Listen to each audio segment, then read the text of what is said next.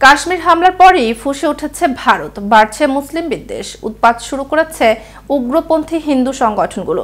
এর মধ্যে ভারতের আগ্রায় উগ্র হিন্দু সংগঠন গো রক্ষা দলের সদস্যরা মুসলিম দুই সহোদরকে গুলি করেছে। এতে একজন নিহত ও আরেক ভাই আহত হয়েছেন। ভারতে বাড়তে থাকা তীব্র মুসলিম বিদ্বেষ ও গোরক্ষা দলের কর্মকাণ্ড নিয়েই থাকছে আমাদের আজকের প্রতিবেদন, এবং আপনাদের সাথে আছি আমি তাসমিয়া টুম্পা।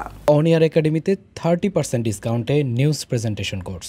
ভারতীয় গণমাধ্যম জানায়, গত বুধবার মধ্যরাতে নিজেদের পারিবারিক বিরিয়ানির দোকান বন্ধের সময় তাদের উপর এ হামলা হয়। জানা যায়, শহীদ আলী চিকেন বিরিয়ানি হাউস নামের সেই দোকানে কাজ করতেন দুই ভাই গুলফাম আলী ও সাইফ আলী। রাতে বিক্রি শেষে গুলফাম দোকান বন্ধ করছিলেন এবং সাইফ আলী ঝাড়ু দিচ্ছিলেন। এ সময় হঠাৎই দুজন এসে গুলফামের উপর গুলি চালায়। গুলি খেয়ে গুলফাম মাটিতে লুটিয়ে পড়ে। সাইফ পেছন থেকে এগিয়ে এলে তাকে লক্ষ্য করে গুলি চালায় সন্ত্রাসীরা। এই ঘটনায় ঘটনাস্থলেই মারা যান গুলফাম। অল্পের জন্য বেঁচে যান সাইফ। গুলফামের স্ত্রী ও 3 জন ছোট সন্তান রয়েছে। এমন ন্যাক্কারজনক ঘটনার একদিন পর সামাজিক যোগাযোগ মাধ্যমে ভিডিও বার্তা দিয়ে হত্যার দায় স্বীকার করেছেন উগ্রবাদী দুই যুবক। নিজেদের তারা গো রক্ষা দলের সদস্য বলে দাবি করেন। ভিডিও বার্তায় তারা ঘোষণা করেন, পেহেলগামে 26 জনের বদলে 2600 মুসলমান হত্যা করা হবে। ভিডিওতে এক যুবক বলেন, আগ্রা শহরে আজ 2 জন মুসলিমকে হত্যা করেছি, এর দায় আমি নিচ্ছি। 26 জনের বদলে যদি 2600 জন মুসলিমকে হত্যা করতে না পারি, তাহলে আমি ভারত মায়ের সন্তান নই।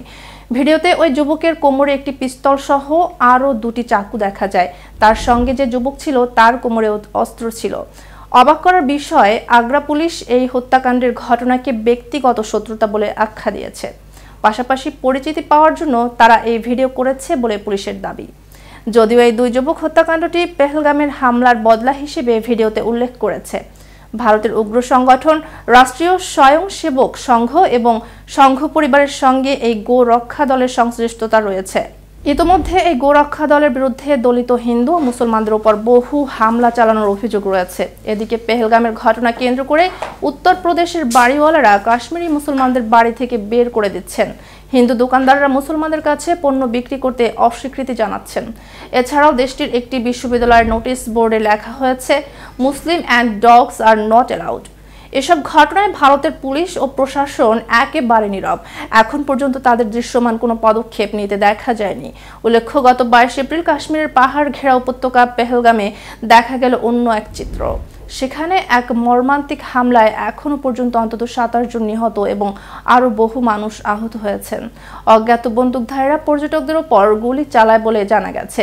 এটি 2019 সালের পর কাশ্মীরের সবচেয়ে প্রাণঘাতী সন্ত্রাসী হামলা। হামলার দায় স্বীকার করেছে রেজিস্ট্যান্স ফ্রন্ট নামে একটি গোষ্ঠী। তারা দাবি করেছে, অঞ্চলটিতে 85,000 বহিরাগত বসতির প্রতিবাদে এই হামলা চালানো হয়েছে। আজ এ পর্যন্তই। এতক্ষণ কেটিভির সাথে থাকার জন্য ধন্যবাদ।